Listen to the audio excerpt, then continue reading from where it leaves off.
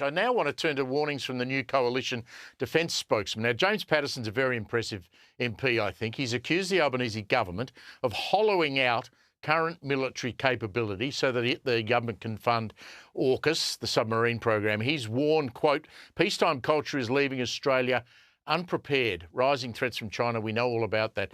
Joining us, our Friday night regular, former Queensland Liberal Premier and Sky News regular, Campbell Newman. Campbell, how are you?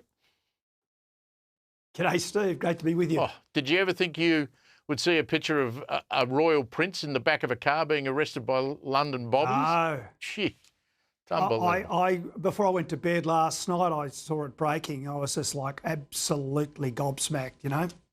Just extraordinary times. And, yeah, it's history in the making, really. Absolutely. Is Patterson right about the defence spending?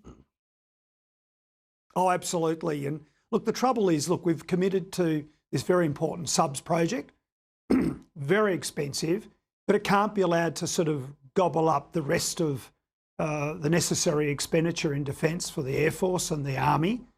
Those other services have very important needs as well in the defence of Australia. And it's no good that the government just says, well, we're going to do this big project and that's it. It really, the moment that AUKUS was envisaged and committed to, well, there really was frankly a need to expand the defence budget. And another thing I'd say, look, if the Albanese government don't want to sort of kowtow to President Trump's sort of edicts about increasing of just defence expenditure, but want to go their own way, then we have to be far more self-reliant anyway, and that will mean higher expenditure. I don't mind either way, which probably, I'm a proud Australian. The way I'd like to be far more self-reliant. But we're going to have to actually spend more money on this particular part of the budget. There'd be a lot of things I'd much prefer spending on. Defence is one of them. I can list a number of things that I'd rather they didn't spend on. Let's talk about state politics. South Australia now, this is extraordinary. The Liberal Party, and I know you will have looked at this and thought, well, yeah, I could see that coming. They risk being wiped out completely. The latest news poll shows they could fail to hold a single seat in that election, which is not far away. Peter Malinauskas has had a thumping victory. And again, it's one nation. I mean, could we see the Liberal Party in my old state fall to maybe 1 or 2 or 3 seats? It's possible, isn't it? Well, it certainly is. And in 2011, 2012, the Labor Party came a cropper in the state of Queensland, when I was up against them. So they were down to 7. But it could happen here, and that primary vote, I think, of 14% is testament to, a lack of leadership from the Liberal Party and a lack of clear policy differentiation up against a sort of a right, well, as much as you can in the Labor Party, a right-wing Labor Premier who's playing it so damn well throughout the whole time that he's been in office. So, yeah, I think they've got in real strife. One of the interesting things will be to see if that One Nation vote is as high on election day, given the controversy about Senator Hanson's comments on Muslims in the last few days. I think that it will probably hold up, actually, at this stage. But I've always said that, the biggest obstacle for One Nation is for them, if they want us to actually, break through the next glass ceiling, if I can call it that, is to be seen as, not just a protest party, but a party that's actually got, policy depth and could govern. So anyway, I don't think it's looking too good for the Libs at the South Australian election. Look, the best 2 politicians, I reckon, in the country are Malinauskas in South Australia, and here at Sky tonight we had a speech from New South Wales Premier Chris Minns, who was just outstanding, talking about the importance of something like Sky News and the new name and all of that stuff. But those 2 are just very good performers. I want to talk about this fast train. Now, I reckon in my journalistic career, I would have written about fast train projects 25 times from about 1975 onwards. We still haven't got one. Now we're talking about spending $90 billion just to build a line between Sydney and Newcastle, with most of it in a tunnel. That is never going to happen. Steve, I sort of got my sort of real reputation for getting things done in politics through building tunnels in Queensland and having what was seen as being an out there sort of vision. So I'm not a knocker naturally, but I'm also a businessman, and I go, why do we need a fast train between Sydney and Newcastle? Like, it would be great. And by the way, to those Novocastrians this evening, I love your city. Story behind that, haven't got time, but so look, it would be great, but surely it's Sydney, Melbourne. I could buy a vision for that. I mean, I think it was an episode of that ABC show Utopia where they're talking about fast trains.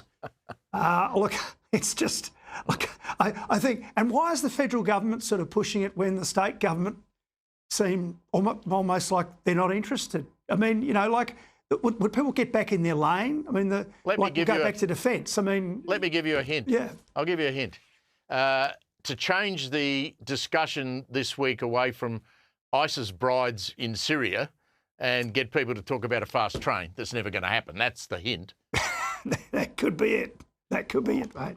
I mean, seriously. I mean, I love fast trains. I've been to Japan more than a dozen times. I travel on them when I go to Europe. They are a brilliant piece of infrastructure and transport. But the federal government's broke. New South Wales Premier has already said he's not putting any money into it.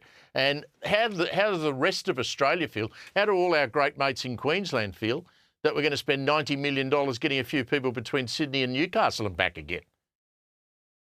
Yeah, that's all part of my thinking, mate. I just think it's just not the right project in a list of national priorities, not by any stretch of the imagination. And think of all the coal-fired power stations, or indeed, nuclear power stations that the Labor Party say aren't economical and cost a whole lot of money. I mean, for $90 billion, I think we could sort of, if you believe the claptrap, you could decarbonise the electricity system and have safe, reliable baseload power for Australians. But, apparently nuclear was too expensive. Go figure.